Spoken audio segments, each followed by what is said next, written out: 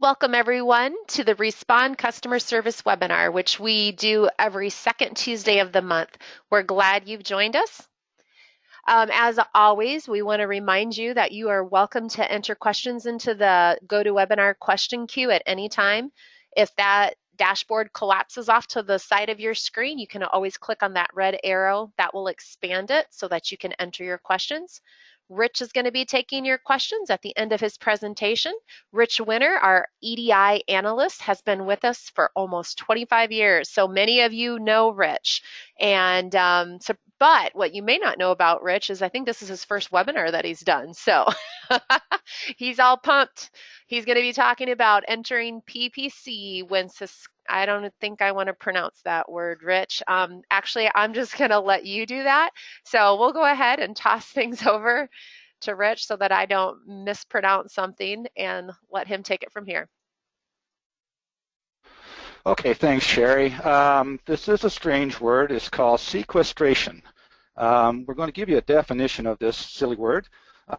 Its Oxford Dictionary definition is the action of taking possession of assets until debt has been paid or other claims have been met. Well, Medicare gave it a different definition.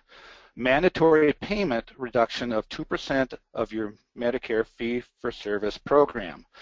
This started about in 2013, and what this means is that the claims with the date of service after April 1st, 2013 will incur a 2% reduction in Medicare payment until further notice by CMS, and I don't think they're in any hurry to stop this. But the reduction is taken from the payment amount after the coinsurance, the deductible amount has been applied. We're going to show an example of an EOB, and we're going to show a few of the entries we're going to need to make to show the sequestration on the payments per charge. I've got a call started here ready. We're going to kind of transpose numbers from one to the other. I've already entered in a credit for the sequestration. So we're going to start and say, well, we'll start with the credit ID. We'll enter in the amount. You'll see over here where my mouse is $311.22. That's the payment that was made. The receive date obviously is the 6th of June 2015. And then we're going to use our payer that had made this payment, which would be the Medicare payer. Then we're going to enter in the payments per charge.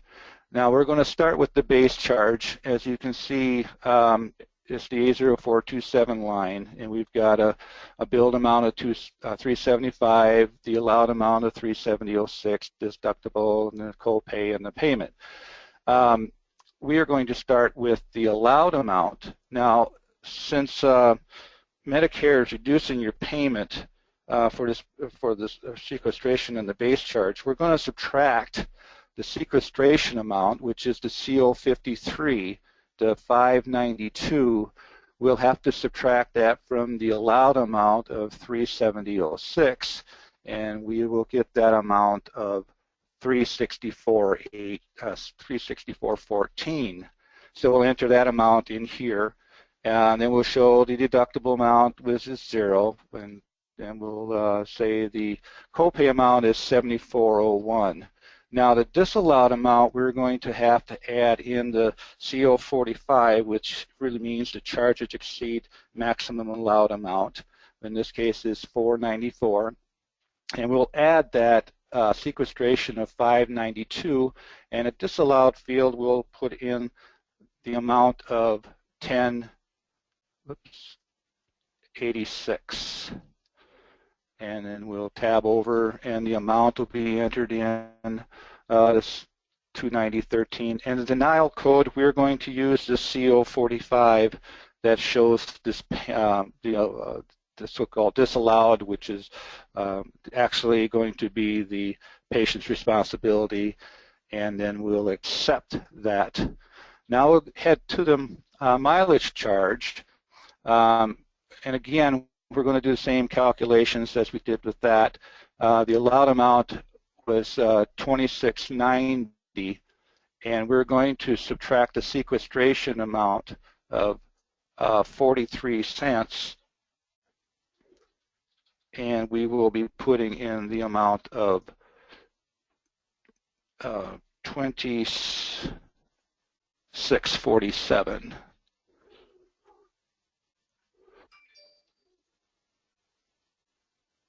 Okay, and then we'll again we'll tab over, put the amount in, and again the denial code of CO45 will be entered in as the denial code.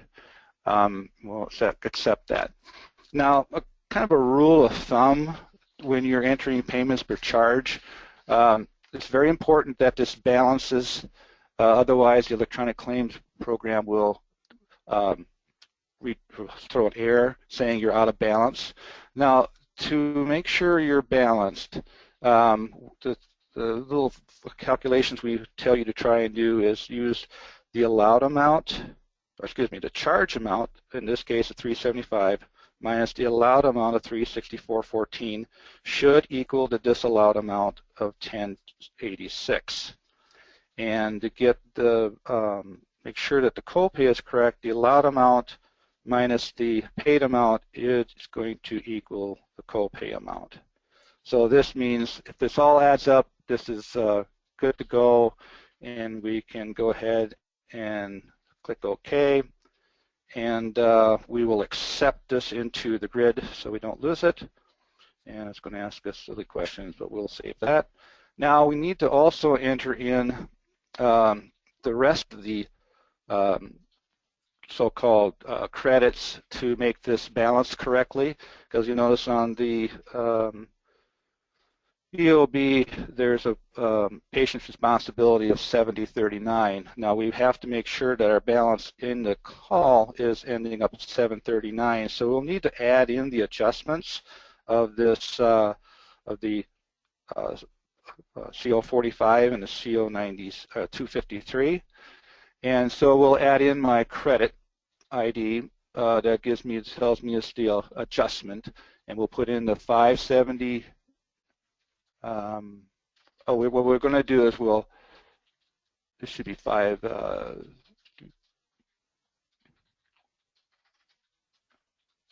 Oh, I see. We need to add.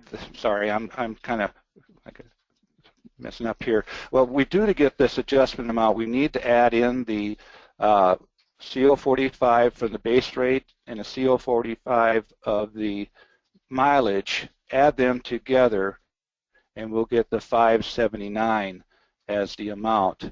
And then here the denial code, since we're using the CO45 as the code, we'll enter in CO45 and we get the definition of this. And we enter in the receive date, the Medicare is the payer, and we'll accept that. And now we need to enter in the sequestration amount. So I've created an ID that gives me the sequestration, the adjustment 635, which is the amount of 592 plus 43. And I entered that in. And here in the denial code, I'm going to put CO 235. And oops, sorry, 253. There we go. And it gives me sequestration amount, and we got the received amount, the CARES, the payer. In these cases, we do not need to use the payments per charge because the electronic claims will look at only a payment, not any adjustments. So there's no need to enter any payments per charge on any adjustments that you have created. So we make sure that we accept this, and then we'll say OK, and save, and that's basically it. Now I'm not hooked up to the network right now, so that's why I think I blew an error. So now this is fairly simple. If you have our remittance advice program, this would automatically be populated for you. All the information I put in would automatically be entered, so you wouldn't have to worry about that part of it. So I guess that basically is what I'd have to tell you about sequestration, entering those into the payments per charge.